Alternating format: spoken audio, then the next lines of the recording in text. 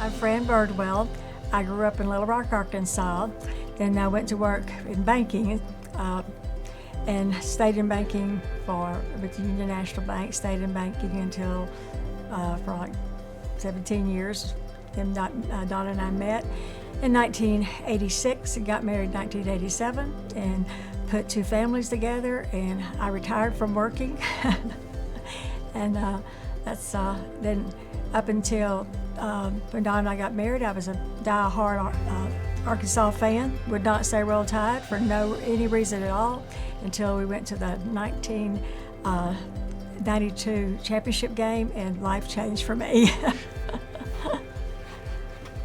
I'm Don Birdwell. I grew up in Guntersville, Alabama, and graduated from high school in 1970. And I attended University of Alabama in the School of Business. After leaving here, I went to Huntsville and went to work for General Computer Services, who later merged with Diatron Corporation in Birmingham. And then we were acquired by SunGard International Corporation, and I retired from SunGard as a group CEO in 2007. My name is David Chadwick. This is my wife, Julie Chadwick. We're from Gadsden, Alabama. I went to school in Georgia and moved over to Alabama, where my father and mother are originally from, in 1979, and started our business in 1980. We manufacture products for the automotive companies, the appliance industry, and also the HVAC industry. We are one of the Southeast's largest stamping and independent manufacturing companies. My name is Elizabeth Hahn. I did not grow up in Tuscaloosa, didn't grow up knowing about the university. My father was in the military, and in 1980, the military sent him here to the university, to the ROTC program. So our family moved here, not knowing anything really about the university or Tuscaloosa, and fell in love. I was able to stay here and graduate from Tuscaloosa Academy and go on to the university and graduate. So I lived everywhere from Germany to California and moved here and just never left. Love it. And love our time at the university. My family still comes back for games and weekends here. And now Greg and I are doing the things that we get to do and include our family, which is really special. Well, I was born in Birmingham in 1963, and we moved here when I was 6 months old, and pretty much been here ever since. I grew up in Birmingham, Alabama. Went to school at Vestavia, went through the Vestavia school system. Grew up there with my parents and an older brother. Graduated from Vestavia in '99, came to Alabama to study finance and economics. And then after that, went back to the family business. So at the time, the business was really focused on, called Satellites Unlimited, and we focused on installation and service of satellite TV throughout the Southeast. So along the way, had a couple other startups, and then in 2010 started McKinney Capital, which we buy and grow businesses. So married to my wife Amy of 12 years. We have a 4-year-old boy named Bane. I'm from Dothan, Alabama. Went to the University of Alabama, graduated with a BS in marketing in 1972. Some hobbies I have are golf and like to fish a little bit and like to just go offshore in the water.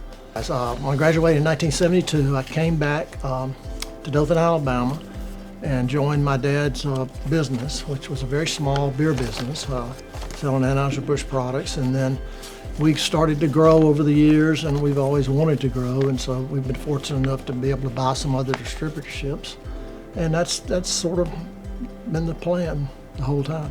My name is Jamie McMahon. I'm from Birmingham, Alabama.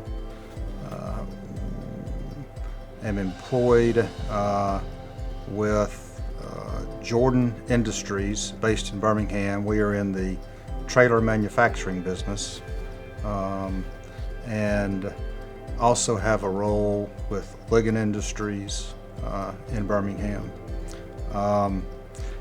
I am a graduate of Birmingham Southern College, and the parent of 3, a daughter and 2 sons that have all attended and graduated from the University of Alabama.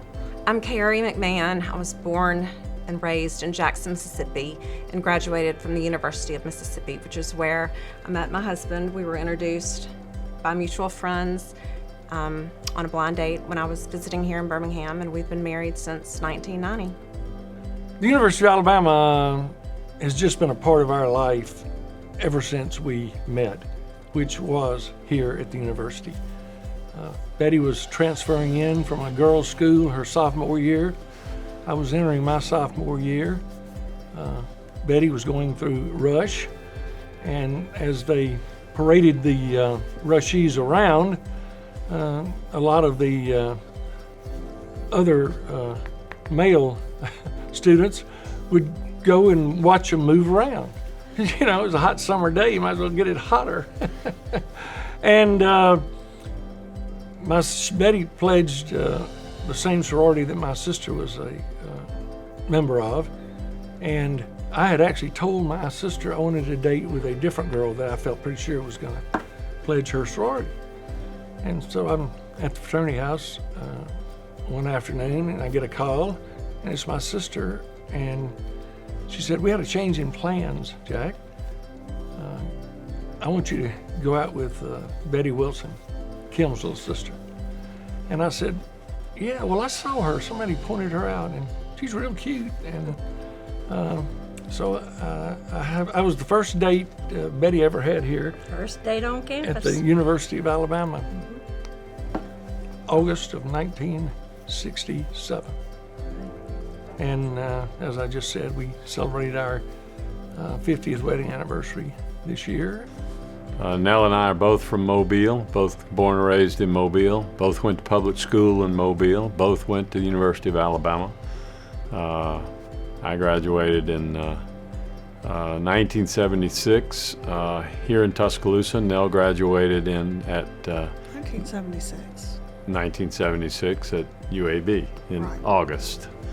I had to finish at UAB because I was in nursing school, and at the time there was no nursing program in Tuscaloosa. So we went back to Mobile, eventually got married, have 3 children, 4 grandchildren. I have worked most of my life. I started working when I was 9 years old, shining shoes. I did that for a couple of years. I made a good living. I could still shine. I worked, as a kid in various jobs, construction, selling clothes. Got to school, worked in school, went home after graduating and went to work for both of my parents. My dad was in the real estate business, and my mom had just started a beverage business. So I worked for her at night, unloading boxcars, and ran the budget and kind of was involved with sales, and then worked for my dad as well. And so we've grown from there. And I was an RN. I got my BS degree, and I worked at Mobile Infirmary, one of the main hospitals in Mobile, as a recovery room nurse, and I moved there when Mobile Infirmary opened a surgical intensive care unit. I worked in that unit where they did open heart surgery. Well, when I graduated from high school, I came to the University of Alabama. I was interested in business, investing in particular, and I really didn't want to waste my time getting a liberal arts education. Although liberal arts educations are wonderful, I was just very focused and knew what I wanted to do. So I came to Alabama, got in the CMBA, and studied finance, took all the investments class I could get, minored in English, which was also very helpful. And when I graduated, it was the mid-'80s. The economy was booming, Wall Street was booming. Given what I wanted to do, I was very fortunate to get a job in investment banking in New York. And after that, I went to graduate school to get specifically into investment management as opposed to investment banking. Graduated from the Owen School at Vanderbilt and got into money management. And I was very fortunate. I joined a company that was very well known in the nerdy investing circles of value investors, which is what I am, but wasn't very well known outside of that circle. And I was given a lot of responsibility early on. I became a partner in the company, and we grew that firm, 100-folds over the period of time I was there. and that was started in 1990. I left there in 2007 and really took my accumulated life savings. I'm a value investor. Think about that date, 2007. Cashed out my ownership in the company and used the capital that my wife and I had saved to start Vulcan Value Partners. I'm Leroy Maccabee Sr. I was born in Center, Alabama in August the 2nd, 1931. I was called into the military in 1950, where I stayed 2 years. During my time in service in the military, I was in the combat engineers. I took construction jobs when I got out of the military for 2 years. And one day I called a call from my sister, who was Doris, 3 years younger than I am, who was enrolled at the University of Alabama, and told me that my GI Bill was running out. And I need to come on down and register, which I did. And I want to thank her to this date for pursuing me to take this course. I enrolled at the University of Alabama and met a young lady in 1956 who was born and raised here in Tuscaloosa County. Her name was Babe Ruth Barger. So you know what year she was born, if you're familiar with baseball, because Babe Ruth was at his height in 1932. Out of school, I took a job in Greenville, South Carolina. And I had a wife and a baby who had never been out of Tuscaloosa County, was on that Amtrak, because that's the only way you had to travel from here to Greenville, South Carolina, was by train. So I stayed up there a year, and then one day I told Ruth this wasn't going to work. I was traveling too much, and I need to come back and do something else. And that's when I started my business in 1962. I was born in California, traveled all over. My dad was in the Air Force, so I was in Charleston, South Carolina when I graduated from high school, and just looked at pretty much southeast colleges and picked Alabama, fortunately. I got here, and then I lived here for 10 years after I met Marilyn, and she went to graduate school. We bought a house. I worked at North River.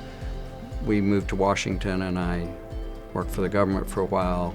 Then I went back and got an MBA when we went to Atlanta, and worked in finance for a while. And then when we had kids that were young, I stayed home and did some businesses from home, which was long before COVID or any of the, at-home, work from home kind of stuff.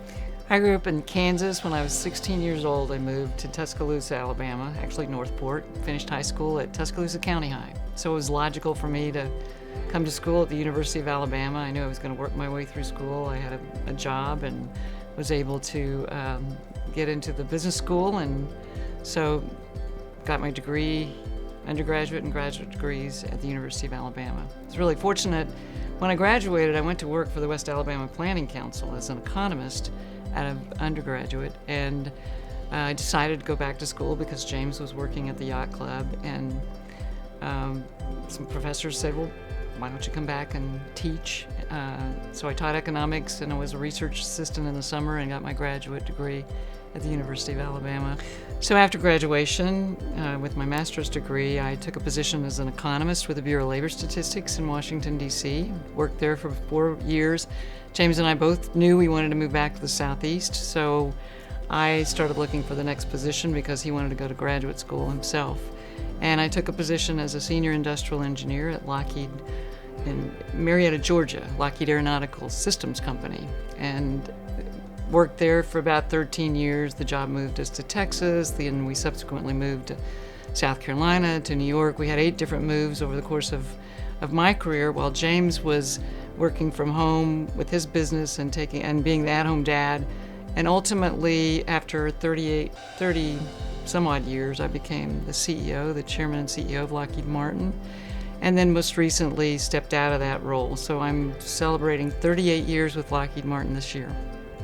I'm Judy Anderson, and we have 2 children, Powell and Charles, and we helped raise our niece, Leslie DeRamus. Have 3 grandchildren, Zach and Beth and Mary Carolyn. We have a family business, the Swedish Supply Company. I grew up an Alabama fan. My whole family were huge fans. I remember coming up to games when I was a kid with my grandparents and my parents and sitting in the stadium, and it was just the greatest experience. Watching many games, away games with my family. We'd all gather together and watch games. I narrowed my 3 schools down to Ole Miss, Auburn, believe it or not. Auburn had a coach that I liked, and Alabama. And the phone rang one night, and that was when we had the landlines back in I guess it was 81 or 82. And it says, "Greg, is this you?" I said, "Yes, sir, Coach Bryant." I had no idea he was going to call me, but growing up in Tuscaloosa, everybody knew that voice. And he says, "Well, Greg, I sure would like for you to come to Alabama." I said, "Yes, sir, Coach, I'll be there tomorrow." And I hung up the phone, and I ran back towards Mom and Dad's room to tell them. And I got halfway back there, and I said, "Oh no, I just hung up on Coach Bryant." So I turned and I ran back to the kitchen where I'd answered the phone, and it was just a dial tone.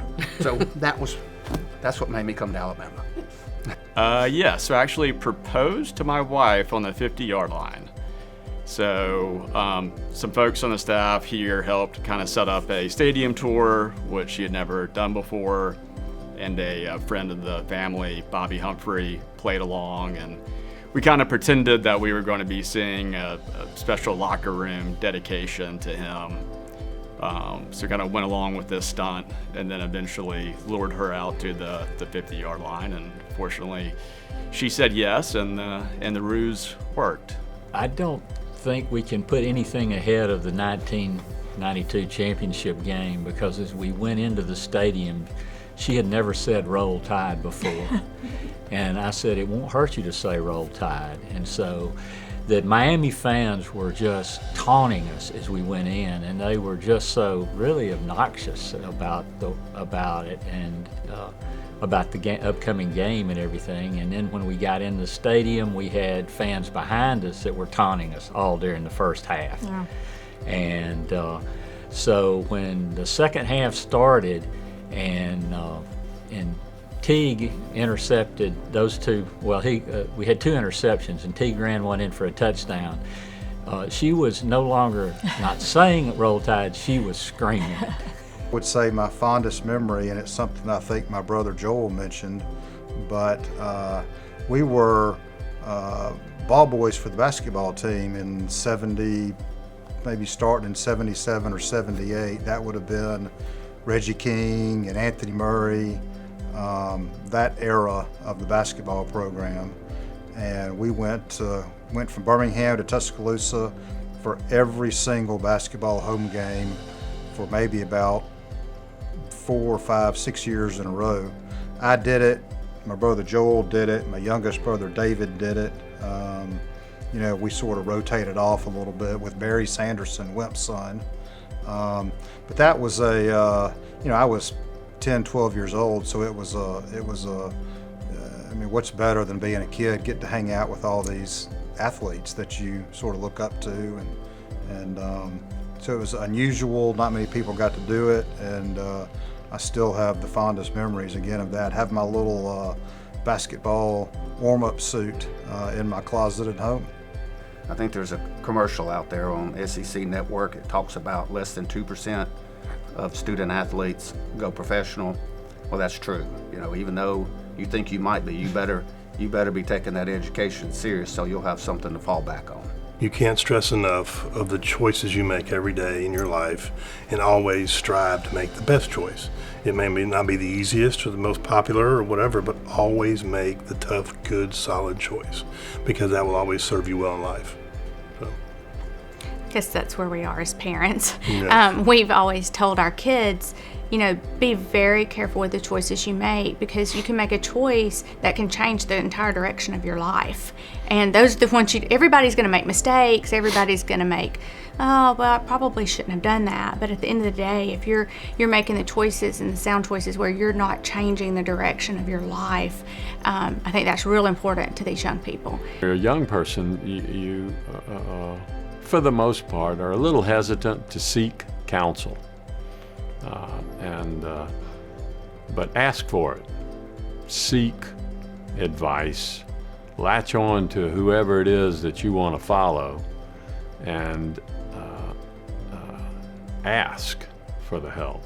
And then lead. You know, have the courage to be different, to lead, to not be concerned so much about what others may think.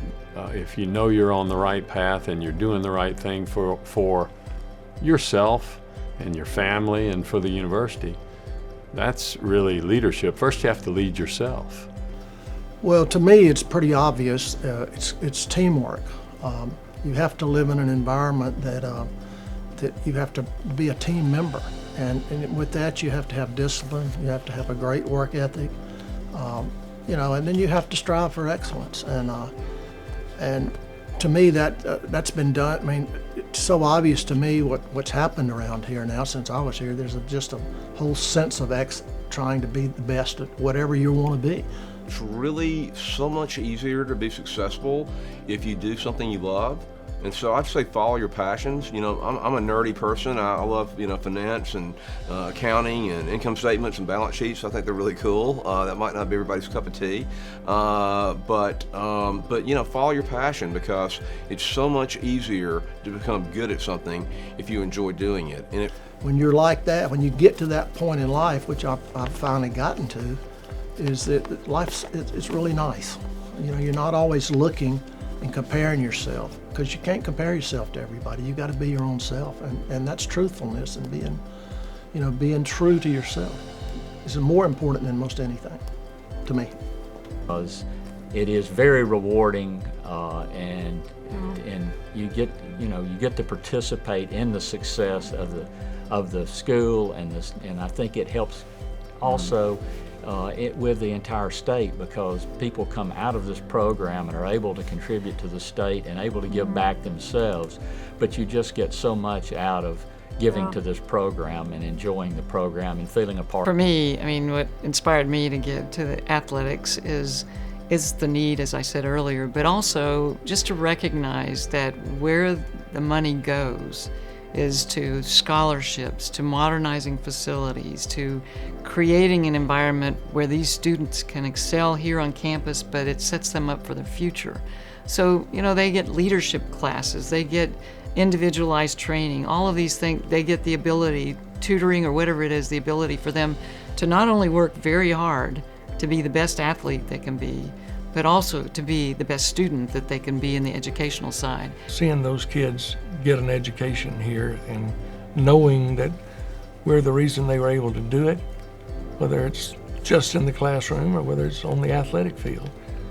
And we've supported numerous building projects, obviously, over the decades, and most recent being the Crimson Standard. And that was a really special one, and it was great timing for us in being able to support that. We've been fortunate with some financial success, and with that, we feel the responsibility to give back to those that helped kind of pave the road, so to speak, and then also to help others.